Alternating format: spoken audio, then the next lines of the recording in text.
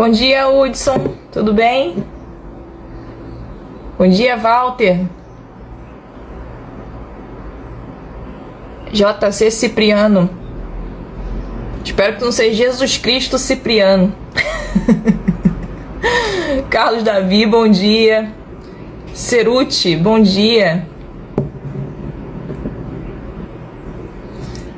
Bom dia, Geraldino. Juliel, bom dia, meu amigo. Como é que você tá? Deilson, bom dia. Oi, lindona. Bom dia, Débora. Tudo bem? Hoje é café. Vamos tomar aquele café sem Deus? Até agora ele não chegou. Acho que não chega, não. Estúdio. A gente ficar lendo os nomes assim é meio perigoso, né? O pessoal costuma fazer às vezes piada com o nome e a gente fala merda na hora da live. Primeiro dia sem fumar aí, Julião. Aê, uma vitória. Parabéns. Juliana, bom dia. Tudo bem? Vai trabalhar? Então vambora, vamos correr aqui pra live, né? Hoje a gente vai falar sobre sexualidade, como que os traumas religiosos afetam a sexualidade. Oi, Manuel, bom dia, muito obrigada. Aguardando aí mais gente entrar. Hugo entrando aí, bom dia. Hugo, Rodrigo, Luciano, estão me ouvindo bem aí? Guilherme, bom dia. Rogério aí chegando. Vou fazer a live à noite, vou fazer. Mas aí não vai poder se chamar Café Sem Deus, né? Tô fazendo de manhã porque é café sem Deus Pai. E aí à noite não dá pra gente tomar café, senão a gente não dorme. Aí eu vou pensar num cerveja sem Deus, um vinho sem Deus. O que vocês acham? Olha, da Bélgica. Bom dia, Guilherme. Obrigada aí por você estar me acompanhando. Obrigada mesmo. Oi, Luca. Obrigada. Acabou de descobrir meu perfil. Muito obrigada. Seja muito bem-vindo. Tô muito feliz que você esteja aqui. Oi, Mila. Bom dia. Bom dia, Gabriel, também. Então, gente, a gente vai falar hoje sobre como os traumas religiosos afetam a sexualidade, porque esse é um tema que realmente muita gente não se dá conta do quanto a religião afeta a sexualidade. Muita gente, principalmente as mulheres, não sentem prazer na relação, fazem por obrigação e não se dão conta que isso acontece por causa das crenças que ela ainda carrega. Mesmo mulheres, mesmo homens que já são ateus, que já são agnósticos, pessoas que já não querem mais saber de religião na vida delas, e elas ainda sofrem com esses traumas, né? Por causa dessas crenças. Porque, infelizmente, quem passou muitos anos dentro da igreja, essas pessoas elas ficam programadas para ficar com essas crenças. Isso tudo foi uma programação mental que nós sofremos ali dentro da igreja, né? Ou dentro de uma outra religião. É claro que eu falo sempre aqui muito do cristianismo, mas existem outras religiões que também são tão opressoras, repressoras quanto o cristianismo, né? Mas a gente está falando aqui de uma maioria. Bom dia, abraço do Amazonas. Oládio, né? Oladio. Seja muito bem-vindo. Aí, Mato Grosso do Sul, adoro Mato Grosso do Sul. Já estive lá, só não estive no Amazonas, já passei por cima, só de avião.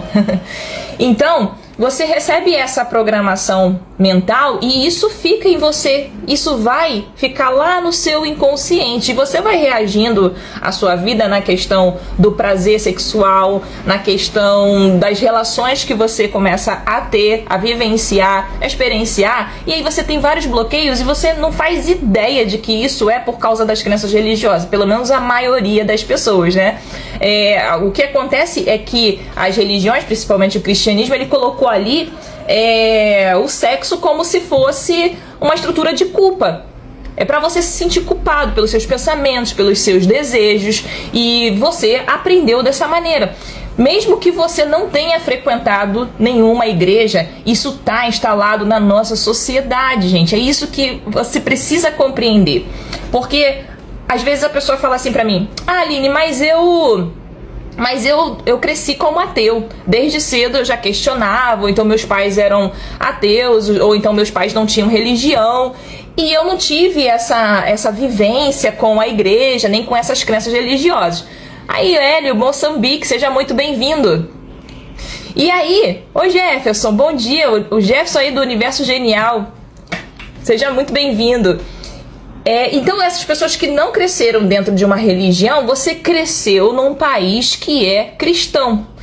Se você cresceu num país que é cristão, então você aprendeu tudo o que você sabe hoje, que você entende como certo ou como errado, veio dessa religião cristã. Significa que é o certo e errado? Não. Não significa, porque a moral não veio da religião cristã, o certo e errado não veio da religião cristã. Porém, hoje, o que a nossa sociedade entende como certo e errado veio da religião cristã. Entendeu? Então, isso foi programado na gente porque foi repetido várias vezes. Porque se você tiver uma relação não monogâmica, isso é errado, isso é imoral. Se você é uma mulher, por exemplo, e você quer transar com todo mundo sem se casar, você quer ser uma mulher livre, você só quer transar, isso daí eles consideram imoral. A sociedade como um todo começa a considerar imoral. Então, mesmo aquelas pessoas que não cresceram dentro de uma igreja, dentro de uma religião, aprenderam isso. Porque a mulher que sai com vários caras, né, antes de casar, ela é errada, é imoral, isso é sujo, é uma mulher que não presta, essa é a mulher para pegar. Todos esses tipos de frases que a gente vai ouvindo o tempo inteiro, tudo isso vai ficando na sua mente como uma programação mental. E aí você começa a ter essas crenças sobre você mesmo e sobre os outros, o que vai moldar a sua visão de mundo. E aí o que vai acontecer? Deixa eu ver aqui. O que vai acontecer? Você vai começar a repetir isso como se fosse algo verdadeiro, algo que você devesse impor na vida das pessoas, ou então você vai julgar as outras pessoas. Gente, o Jefferson tá entrando aqui? Pera aí. Foi aí?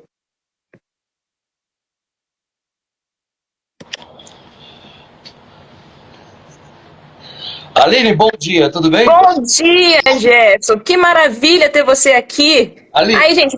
Oi? eu só entrei para te parabenizar pelo teu trabalho. Eu acho que é muito importante a sua divulgação. Ela não deixa de ser uma divulgação científica, porque nós, divulgadores, estamos cansados das pessoas confundirem ciência com religião. Assim, entrei só para te parabenizar mesmo, eu estou super corrido aqui e te agradecer por esse trabalho maravilhoso que você faz no Instagram. Muito obrigada, Jefferson. Inclusive, Jefferson e eu, a gente vai ter uma parceria que logo, logo a gente vai divulgar. A gente vai unir aí a ciência, a astronomia. Jefferson tem feito um trabalho incrível nas redes sociais. Se você ainda não segue o Jefferson, começa a seguir agora, Universo Genial. Parabéns, Jefferson. Muito obrigada aqui pela participação. E logo, logo a gente vai divulgar aí o que a gente vai fazer juntos, né? Entrei de xerido aqui, tá, Aline? Muito obrigada, Jefferson. Um bom dia para você. Obrigado. Parabéns pela live. Obrigada. Um beijo. Então, gente, é isso, né? A gente precisa falar. Deixa eu ver aqui. Como é que ficou? Vocês estão me vendo bem aí? É isso, né? A gente precisa fazer essa divulgação científica, né? E principalmente combater as pseudociências, porque o que acontece na maioria dos casos é que quando você deixa uma religião, você tenta se apegar a pseudociências, né? Você quer ter um tipo de espiritualidade ali, você quer acreditar em alguma coisa. A maioria das pessoas são assim, porque você foi ensinado que você deveria acreditar em algo, que você deve ter fé. Então, você acaba se apegando muitas vezes a pseudociências, que aquilo também vai te traumatizar, aquilo também vai prejudicar a sua vida. Por que vai prejudicar? Porque quando você se apega à astrologia, quando você se apega, eu esqueci agora o nome, como é que é? Tem o xamanismo, né, que também é uma outra vertente de uma outra religião, Eu esqueci agora o nome, mas você tenta se apegar a outras coisas que você precisa acreditar, que você precisa ter fé para aquilo ali, né?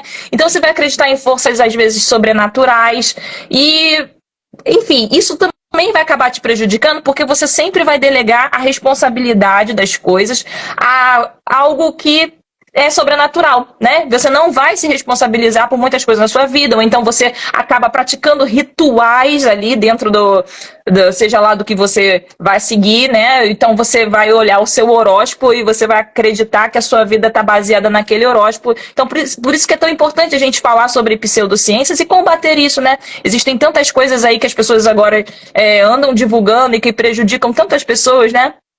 Então vamos lá. Vamos voltar ao assunto. Se cristão aprender sobre sexo com a ciência de verdade, não tinha muitos casamentos frustrados hoje em dia, não é, Juliel? Exatamente. A igreja, o que ela fez com a sexualidade, né? Ela transformou os nossos desejos em culpa, ela desconectou o nosso corpo da nossa mente, porque, por exemplo, quando você aprende que tocar o seu próprio corpo, que você se masturbar, isso é errado, que isso é pecado, o que vai acontecer? Você vai começar a sentir nojo de si mesmo, você vai se sentir envergonhado, porque você sente vontade de tocar o seu próprio corpo. Então, você começa a fazer uma conexão entre prazer e culpa. Você entende que você desejar, que você sentir prazer é errado. E quando você faz isso, essa conexão, o que acontece é que desconecta aqui do seu desejo. Acabou. Todas as vezes que você sentir desejo, todas as vezes que você pensar em sentir prazer, vai se desconectar, porque o sentimento de culpa ele vai tomar conta de você na hora. Aqui, ó, o Leonardo tá falando, na minha igreja, muitos jovens casavam para fazer sexo, divórcio em poucos anos. Quantas e quantas pessoas se casaram para fazer sexo? Porque era dito que era errado fazer sexo antes do casamento. O casamento só é admitido dentro das igrejas depois que você se casa, né? Você se tornou uma carne ali com aquela pessoa. Então, quando você ouve isso, você realmente acredita que se você fizer sexo fora do casamento, que você vai ser amaldiçoado, que você não vai ter uma vida feliz, que você não vai ter uma vida prazerosa, quando na realidade é o completo oposto. Quando você se casa com alguém para fazer sexo, possivelmente você não vai ter prazer, possivelmente você não vai fazer sexo. Ainda vou abrir um parêntese aqui para poder reforçar ainda mais, porque não é só isso, né? O que você ouve dentro das igrejas na maioria das vezes? Você ouve assim, depois que você casa, você está acorrentado. Como se você tivesse realmente que estar preso àquela pessoa, né, numa corrente, e que agora você não pode mais viver a sua vida. Você já aprende dessa forma. Isso daqui já é uma programação mental na sua cabeça de que o casamento ele é ruim. Porque quem é que gosta de ser aprisionado, né? Mas ali você entende que o casamento é uma prisão. Segundo, você aprende que depois que você casa, não tem mais sexo. Isso é tanto para a mulher quanto para o homem, né? Os homens acabam naturalizando essa questão porque você aprendeu lá dentro da igreja que depois que você casa não tem mais sexo. E a mulher, por outro lado, por ela também ter aprendido dessa maneira, ela também começa a repetir isso, reforçando essa crença de que depois que casa não tem necessidade de fazer sexo e tudo mais. Sendo que o sexo é uma parte extremamente importante dentro das relações. É um dos pilares, porque quando não tem sexo, a relação ela começa a desandar. Não é que é o pilar principal, mas é um dos pilares, né? As pessoas, elas quando não fazem sexo dentro do casamento, dentro da relação, elas começam a se desconectar, porque é a forma de maior intimidade que você tem ali dentro da relação, né? Então, mas aí você aprendeu lá antes de casar, que depois que você se casa, não tem mais sexo. E aí o que acontece depois? Justamente isso, né? E você acredita realmente que tá certo, tá tudo bem se vocês não estiverem transando, porque isso não é importante, né? A igreja acaba ensinando isso pra você. E aí muitos casais se casam sem ter experiências sexuais, então não compreendem o seu próprio corpo, a questão do prazer, e acabam realmente não sentindo esse desejo, essa vontade de fazer. Porém, ele aprendeu, ou ela aprendeu, que é normal que isso aconteça. E aí vai deixando pra lá.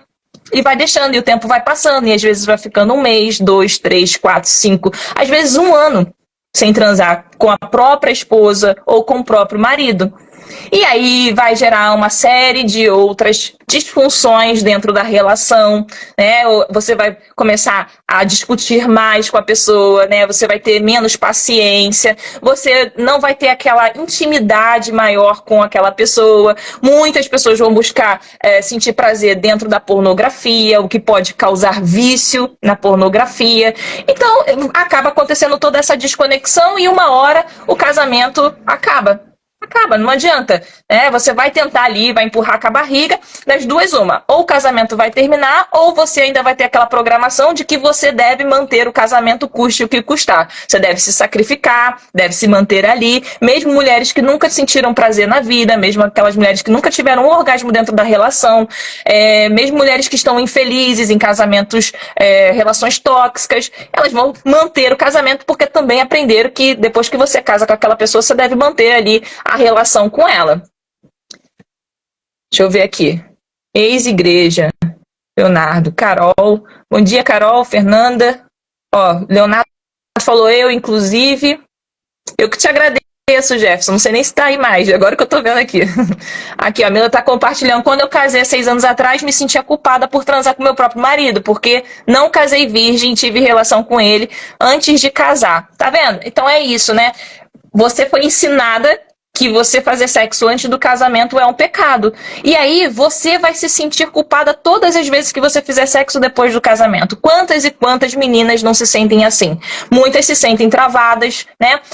E o que toda essa repressão da igreja quanto à sexualidade, quanto ao sexo, o que essa repressão acaba causando na nossa sociedade como um todo, né? Ela reforça ali o machismo nos homens, ele também reforça a repressão feminina, gera vergonha, né? E isso, gente, não é só em mulheres, não. Isso também acontece com homens.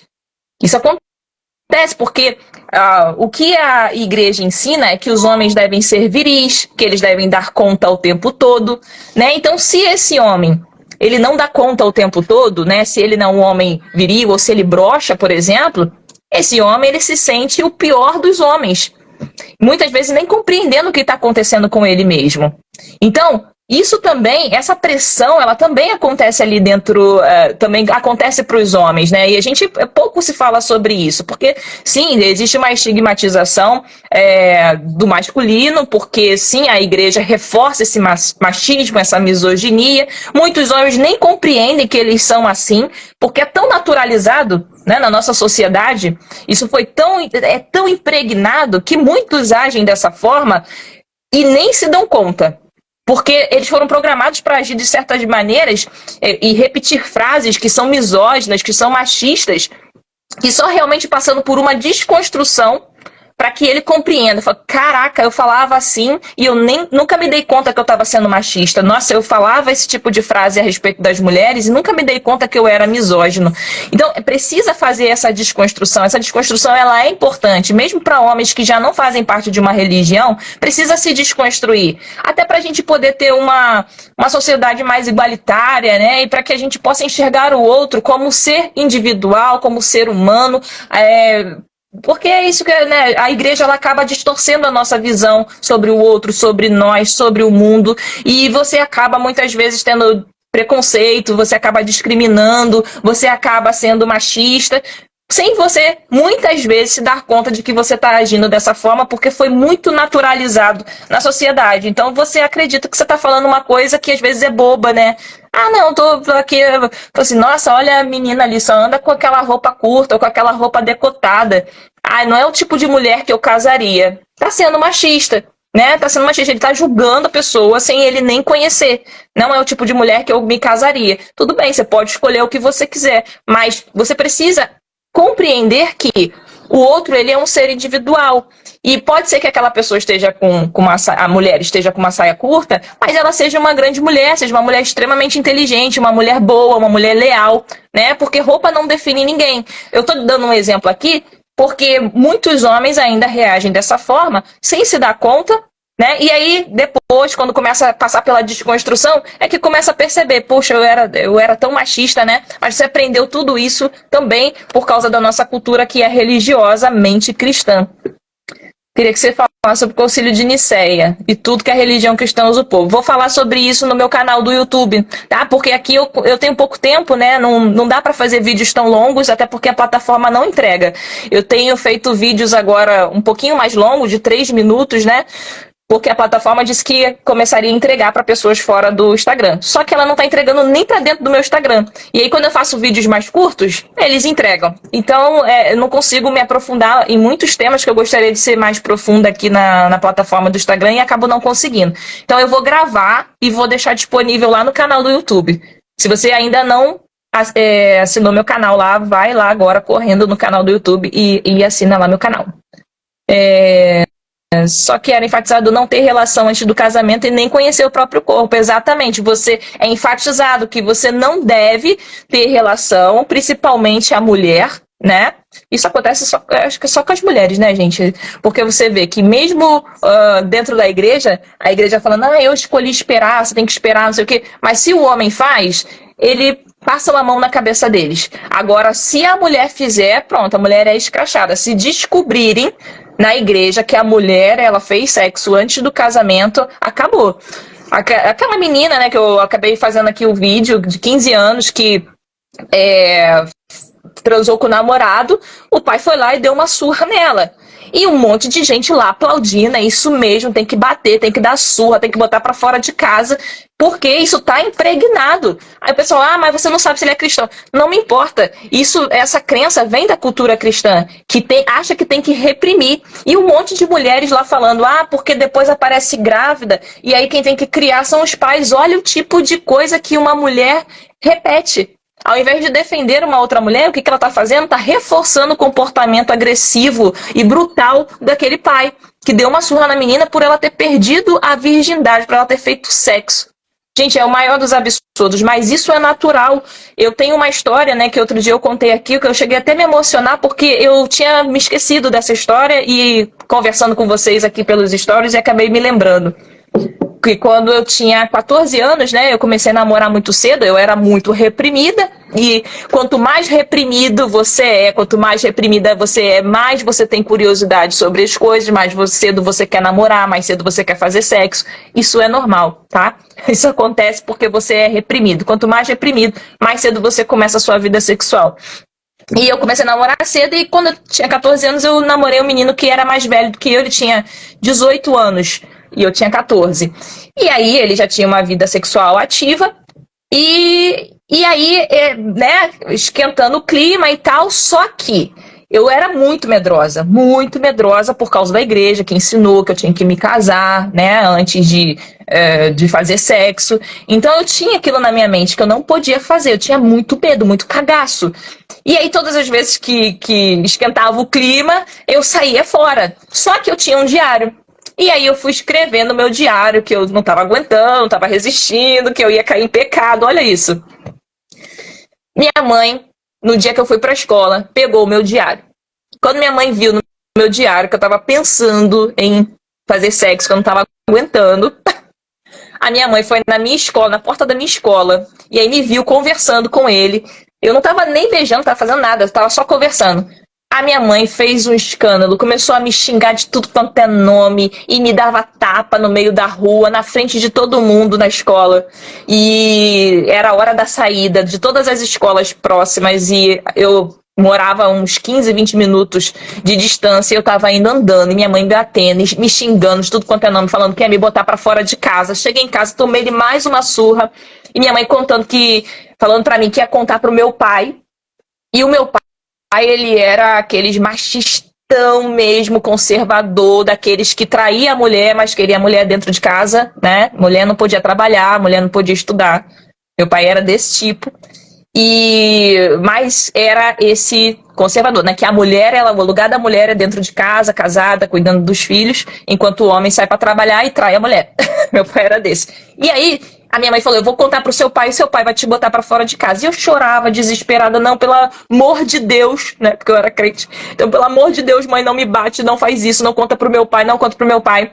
Por fim, minha mãe acabou não contando, mas a partir daí minha mãe fazia um inferno da minha vida, me levava pra escola, me buscava na escola e ficava me vigiando o tempo todo. Eu não podia sair de casa pra lugar nenhum, não podia fazer trabalho na escola de escola na casa das minhas amigas, não podia ir pra casa das minhas amigas, não podia fazer nada, não podia me mexer.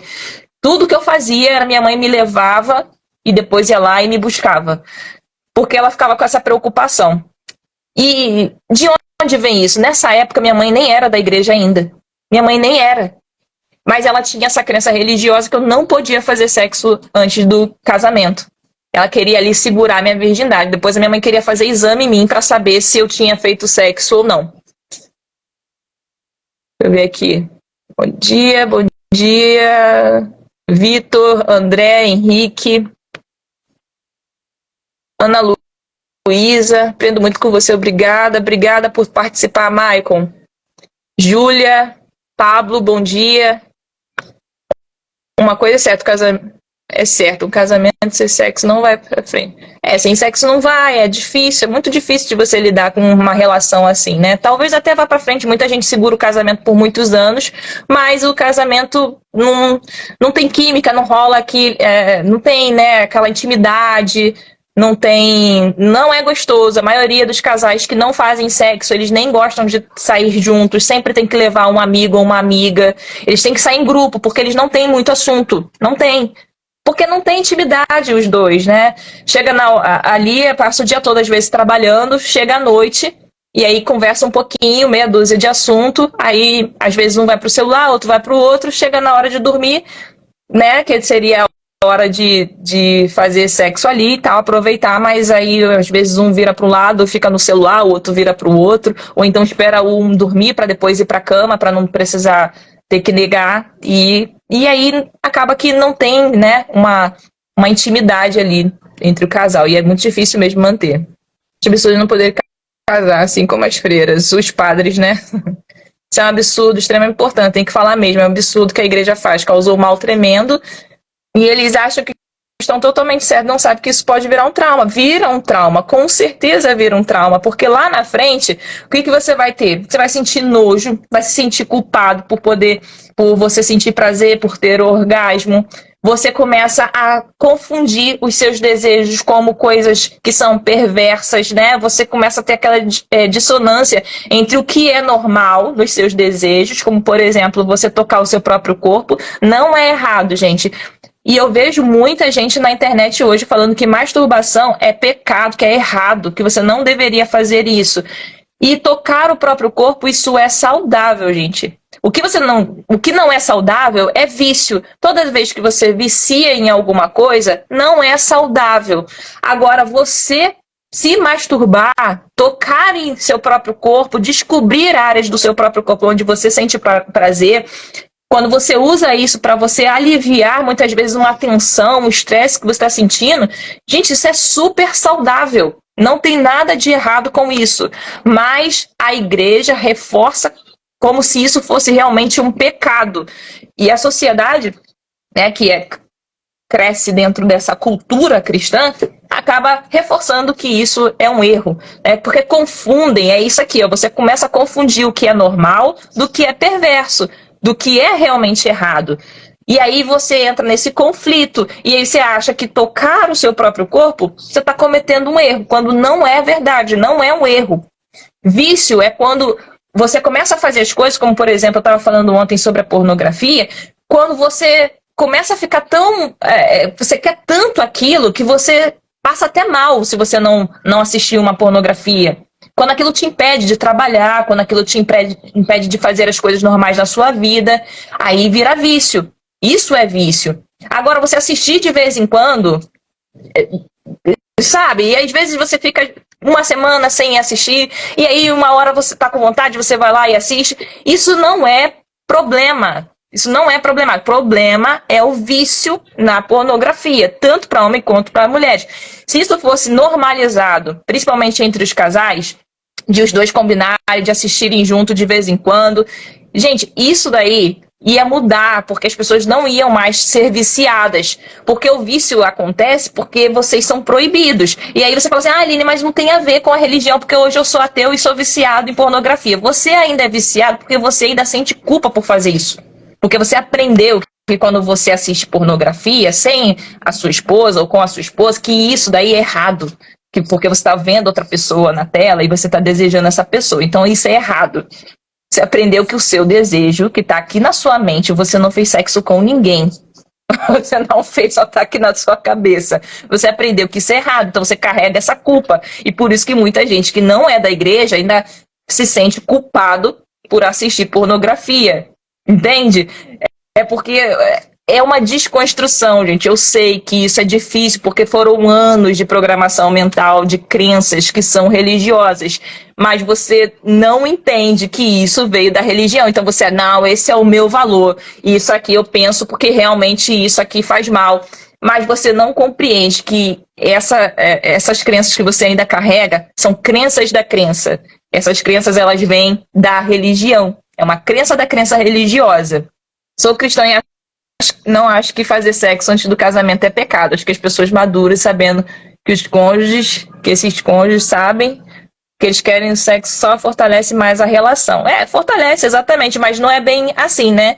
Não é bem assim que é ensinado. Existem algumas vertentes religiosas que têm um pouco mais ali, né, de liberdade em algumas áreas, em outras eles reprimem mais, né? Igual quando você vai no mercado, aí você vai naquele mercado que você acha que é barato, mas aí eles superfaturam outros produtos para poder compensar. Então, a igreja que é menos fundamentalista é meio que isso, né? Eles liberam numa área, mas aí eles reprimem em outra e enfim. Mas que bom que você não tem essa crença, né, tão prejudicial. Me despertei muito com você sobre traumas religiosos. Obrigada pelos ensinamentos. Obrigada aí por você compartilhar, pelo feedback. Porque realmente a gente não tem compreensão disso, né? O que você mais ouve aí são ateus desconstruindo você em relação à Bíblia, em relação àquilo ali, né, que você acreditou na Bíblia. Mas falar sobre os traumas religiosos é difícil a gente ouvir, né? Principalmente vindo de alguém que não é cristão. Porque eu já vi gente falando de trauma religioso, mas é crente.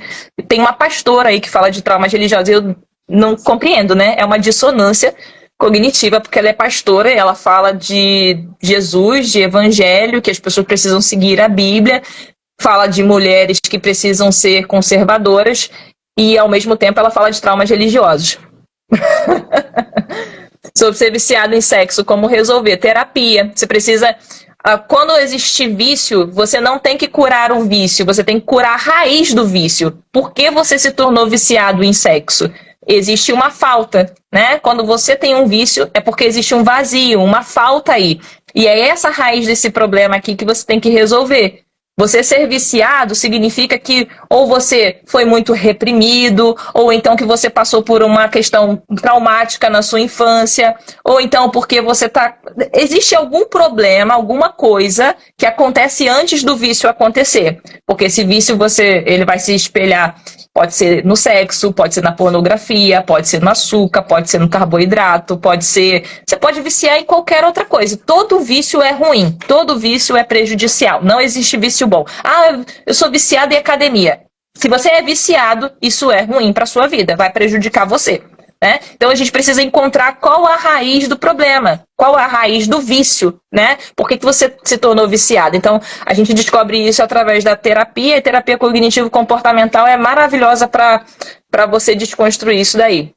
A Igreja Católica fala isso mesmo, que não pode usar nenhum método contraceptivo e que toda relação é para procriar. É assim que a gente aprende. Se você faz sexo, é para você procriar, né? Eu, inclusive, vejo um monte de gente aqui que vem no meu perfil, quando eu falo a respeito de sexo, fala, não, tá certo, você só pode fazer sexo para procriar. O que passa disso é prazer da carne. Prazer da carne Deus não gosta.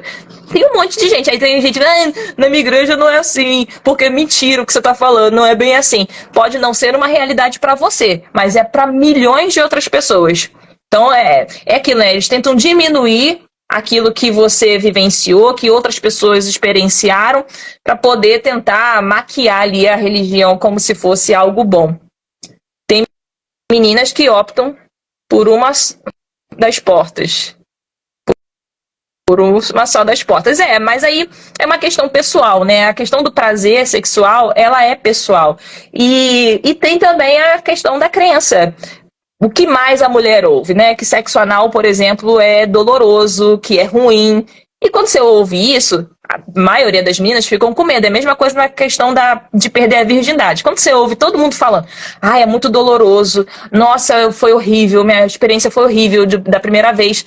A menina, quando ela vai para a relação, ela já vai com essa crença de que vai ser doloroso, de que vai ser ruim, né? Que sem experiência é ruim. Na maioria dos casos acaba sendo mesmo, porque não tem experiência, né? E a maioria nunca leu nada a respeito de sexo, de como fazer, de como se sentir mais à vontade, não conhece o próprio corpo. Por outro lado, na maioria das vezes, o menino também não sabe o que está fazendo.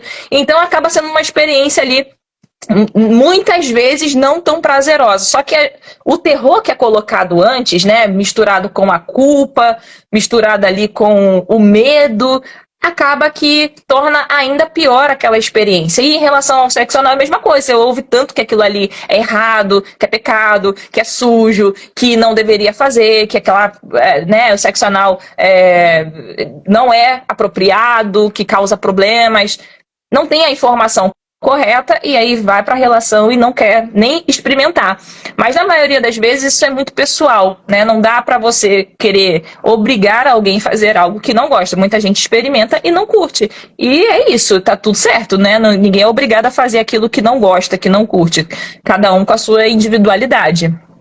Conheci várias na Assembleia de Deus e até minha prima que só davam atrás para não perder a virgindade. Sim, isso aconteceu também na minha igreja com o meu ex-pastor. Tinha uma menina lá que ele pegava na igreja, já falei para vocês aqui, né, que meu ex-pastor era o pegador. Só que na época a gente não sabia, até que quando descobriu uma coisa, pronto, surgiram várias. E a menina, ela era virgem. E aí o que a menina fez? Deu atrás para ele.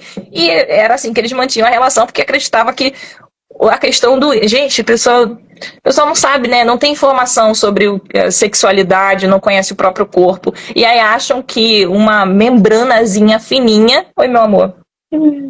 Fala lá com o papai. Meu filho. Uma membranazinha que você perde, né? Que eles chamam de cabaço, que é o ímen, que você perde, às vezes, colocando o dedo, andando de bicicleta, fazendo exercício físico, porque aquilo ali é muito fininho. Então, você perde o que chamam de virgindade, mesmo sem fazer sexo, né? E eles acreditam que isso aí, pronto, perdeu a virgindade, agora não presta mais. Essa menina já não serve mais para casar, não sei o quê. Mas às vezes você já perdeu a virgindade, a menina já perdeu a virgindade há muito tempo, né? Se for a questão do rompimento do ímen, e aí vai dar a porta de trás, porque acha que não é pecado. Gente, é uma confusão, né? É uma confusão danada. Ela já é vista com olhar de acusação quando descobre que a mulher faz sexo. Sem dúvidas, sem dúvidas. A mulher, ela já é vista com olhar de acusação. E a nossa sociedade, ela é opressora com as mulheres, né? Então, principalmente se a mulher, ela já deu para mais de um. O que mais a gente ouvia, ou ouve ainda, é que a mulher que faz sexo com outras pessoas, ela não é mulher para casar.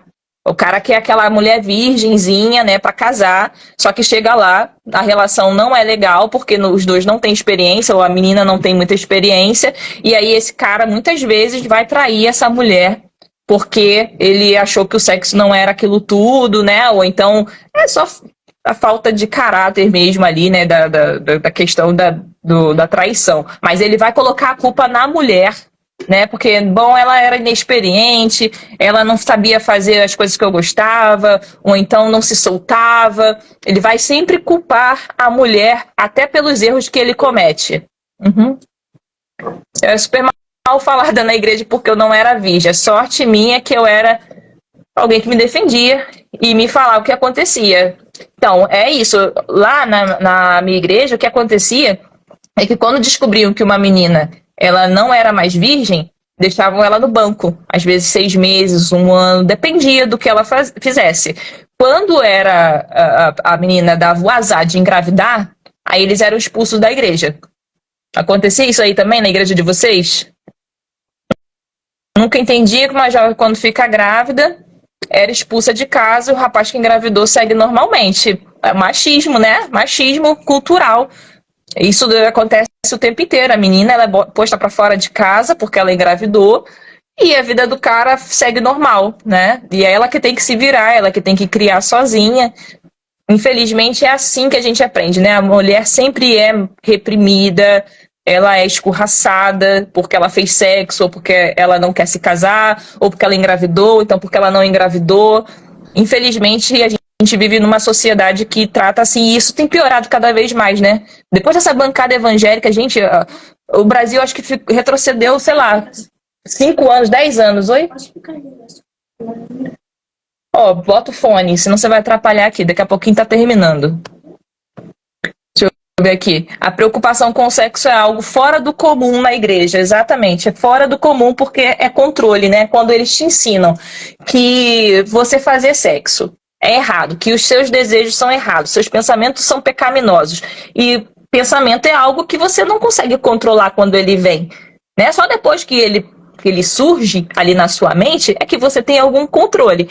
Mas enquanto você não tem como você. Eu não quero pensar sobre isso. Quanto mais você fala, eu não quero pensar sobre isso, mais você pensa sobre isso. Não quero pensar sobre sexo. Quanto mais você fala, não posso, não quero pensar sobre sexo, mais você vai pensar sobre sexo. Tudo vai te lembrar sexo. Você vê. Gente, é muito engraçado, né? Como quando você é crente, você sexualiza tudo.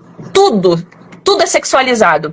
A pessoa falou alguma coisa, já pensa besteira. Você vê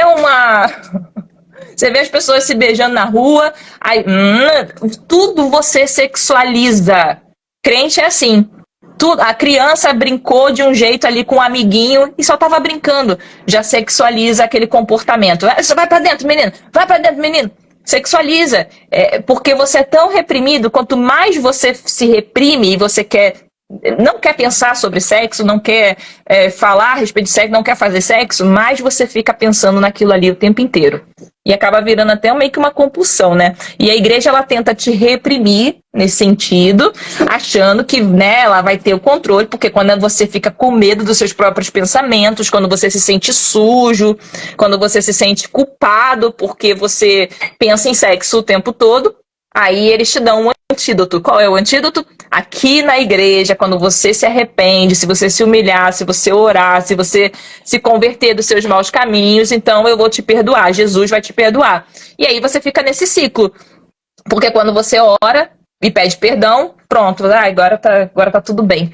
Ufa, tava me sentindo tão culpado porque eu tava aqui pensando em fazer sexo com aquela gostosona lá do que passou no meu Instagram ou no TikTok, e agora eu pedi perdão ao Senhor e tá tudo bem. Tá tudo certo, tá resolvido.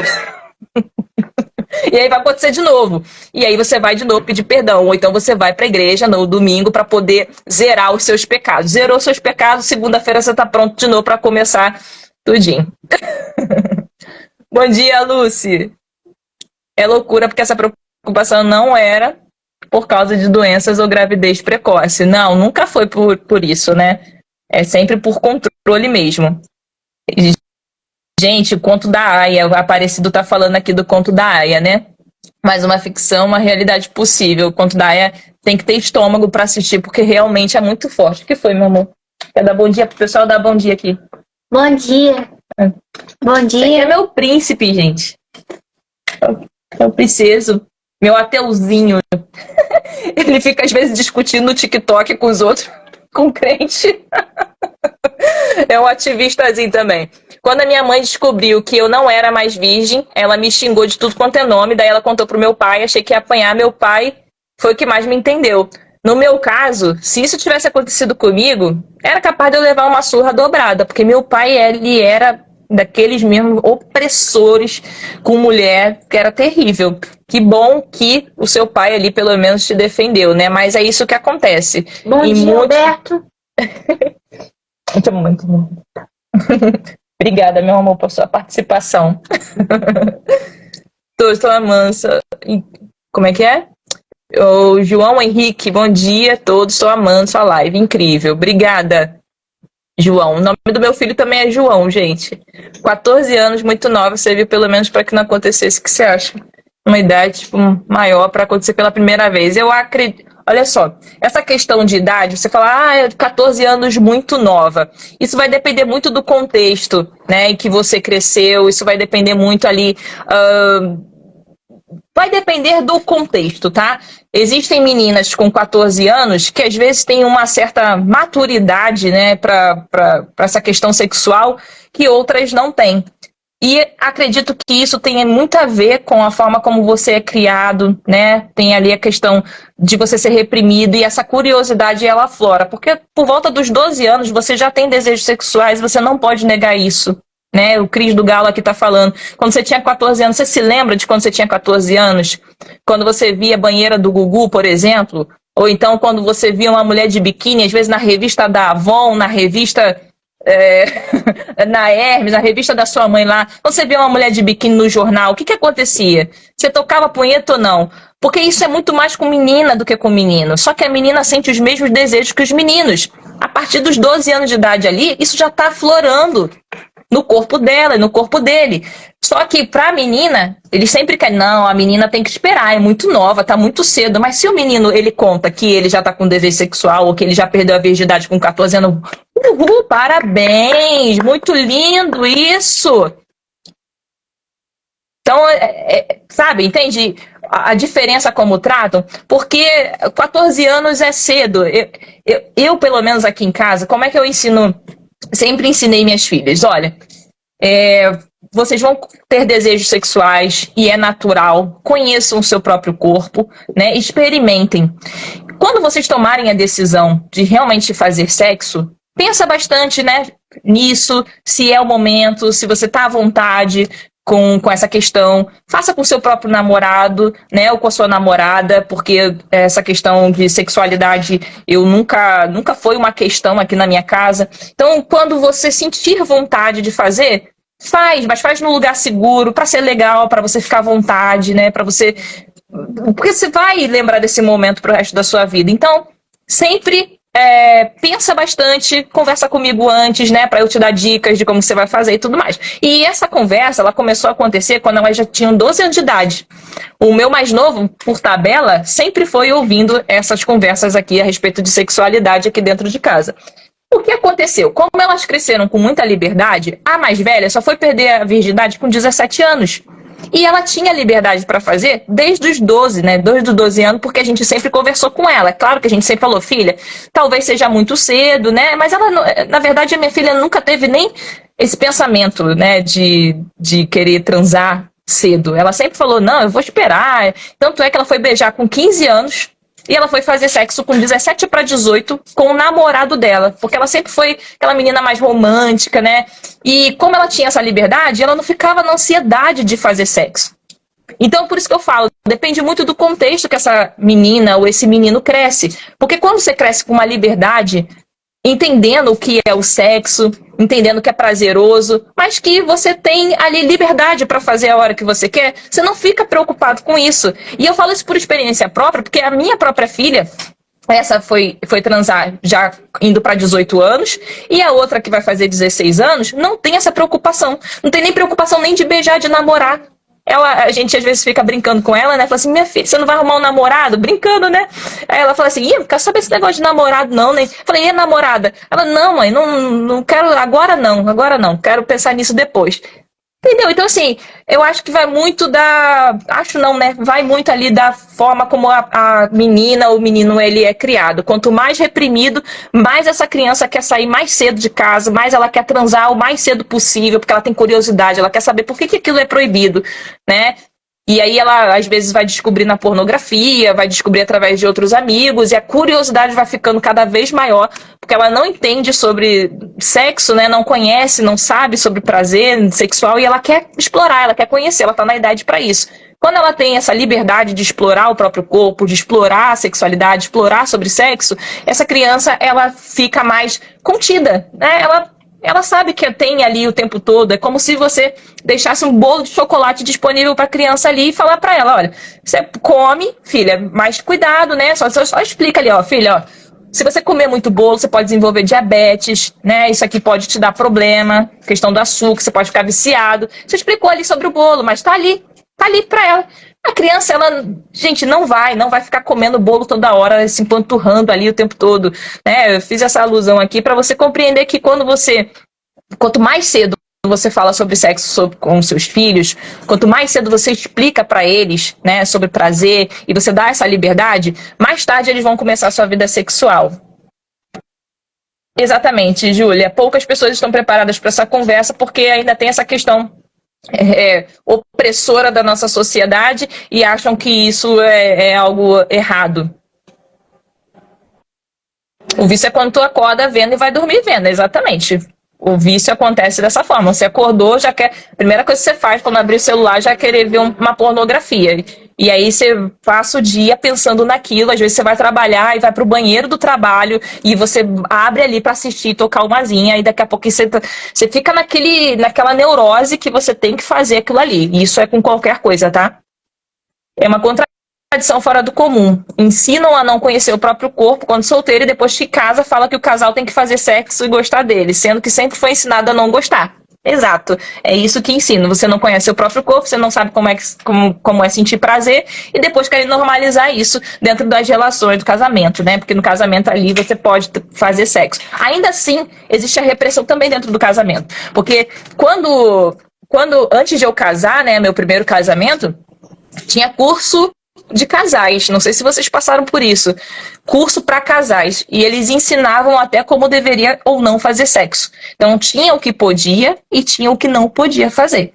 Então quando você aprende isso também, aí dentro da relação, às vezes você até quer se soltar, tem fantasias ali, pensa em algumas coisas, mas você fica com medo, fica reprimido, porque não, se eu fizer, a mulher, né, principalmente, né, se eu fizer isso aqui, pode ser que ele ache que eu sou puta. Se eu fizer isso aqui, ele vai achar que eu já fiz sexo antes com outros homens. E isso acontece dentro dos casamentos cristãos. Teve uma vez um amigo que ele casou com a menina, que disse que era virgem para ele. E aí, quando eles se casaram, a menina, ela queria explorar, né? Explorar tudo. E aí ela foi dizer pra ele que ela queria fazer sexo anal. E eu sei disso porque ele era melhor amigo do meu ex-marido. E aí, quando ela sugeriu fazer sexo anal com ele, ele deu a louca. Ele falou, você não é virgem. Porque nenhum tipo de mulher que é correta, uma mulher pura, falaria uma coisa dessas. E aí ele foi conversar com o meu ex-marido para desabafar, porque ele falou assim, cara, eu não sei se eu continuo esse casamento ou não. Olha que absurdo. Olha que absurdo. Então, assim, até para a mulher explorar isso dentro das relações, às vezes o homem também, que tem outros tipos de fantasia, ele não consegue expressar isso dentro da relação, a mulher também não consegue expressar por medo do julgamento do próprio cônjuge. A pessoa às vezes vai procurar na rua, mas na hora ali do casamento com a mulher dele não quer fazer. Tem uma história também, vou compartilhar aqui com vocês. Tem uma história que... Ah, pronto. Tem outro aqui falando que a masturbação é prejudicial. Provavelmente é o viciado em masturbação. Mas tem uma história aqui de um amigo do meu marido que ele não era crente. Não era crente. O cara pagava a garota de programa para poder fazer sexo e pagava as mulheres mais caras, né? Que tinha aqui no Rio de Janeiro, na Barra da Tijuca. E esse cara era casado. Sabe o que ele dizia? Que mulher dele não botava a boca no pau dele. Ele falava, não, minha mulher não pode fazer sexo oral. Minha mulher não, porque a boca que beija os meus filhos jamais vai colocar a boca no meu pau. Mas ele pagava garotas de programa para poder fazer aquilo que ele tanto queria. E quantos não fazem isso? Quantos homens? Com a mulher ali é só o papai e mamãe, porque a mulher dele tem que ser a certinha, né? Ele acredita que isso é ser certinha. Mas aí ele vai lá pra fora pra poder fazer o que ele sente vontade, o que ele deseja com outras mulheres. Quantos aqui que você não conheceu? Henrique gosta de ver pornografia, masturbação só é prejudicial se ela causar vício, exato. Só se causar vício. Causou vício, vício é ruim em qualquer coisa. Qualquer coisa. Então, vício tem que ser tratado como vício, independente do vício que seja. Você acredita, então, que a pornografia é inofensiva? A pornografia, ela é inofensiva quando você não é viciado nisso, quando você usa para certas ocasiões, quando você...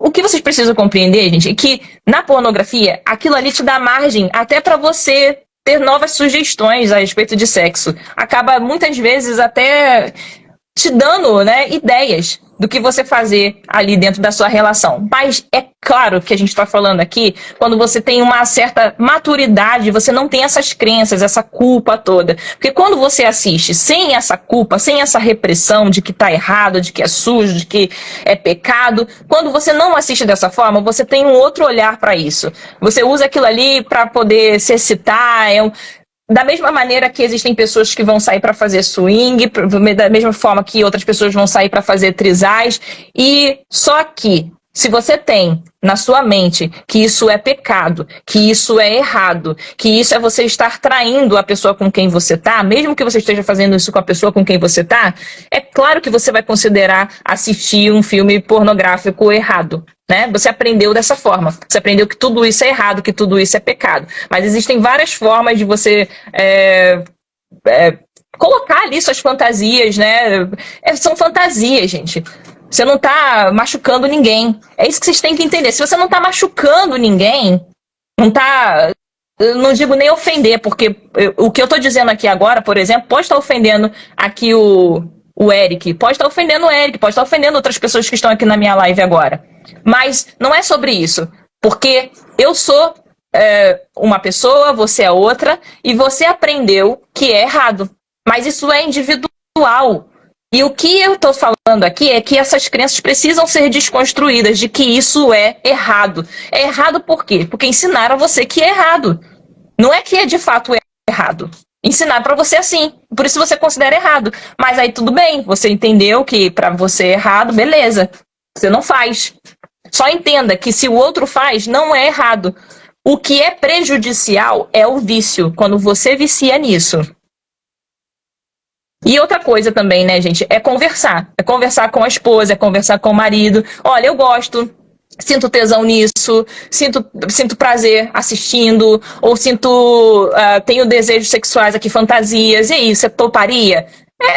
É porque não tem conversa, né? E aí você vai fazer, muitas vezes, escondido da esposa, vai fazer escondido do marido, porque não pode conversar a respeito daquilo que você tem fantasia, porque o outro tá ali o tempo todo falando, isso é errado, isso é pecado, isso daí você não deveria fazer, isso é traição. E você acaba não conversando com o outro e acaba tendo que fazer. Tendo não, né? Mas você acaba fazendo de forma escondida, né? Muitas vezes, porque Shabazz, meu grande amigo aí, ó. Então você acaba fazendo isso escondido porque você não tem essa conversa, né, com o outro, não tem essa sinceridade, essa honestidade com o outro. Certeza que ela fala mal das outras religiões. Já estão falando aí que eu não falo mal das outras religiões, é? Daqui a pouquinho. Deixa eu ir numa nessa pastora. Do jeito que tu aborda o assunto ali, pra mim, tu é a primeira no Brasil, não é outra igual. Ai, gente. Olha, tem um monte de comentário aqui. Eu acho que eu não tô conseguindo acompanhar vocês, não. Tô vendo aqui que tem comentário de coisas que eu já falei lá atrás.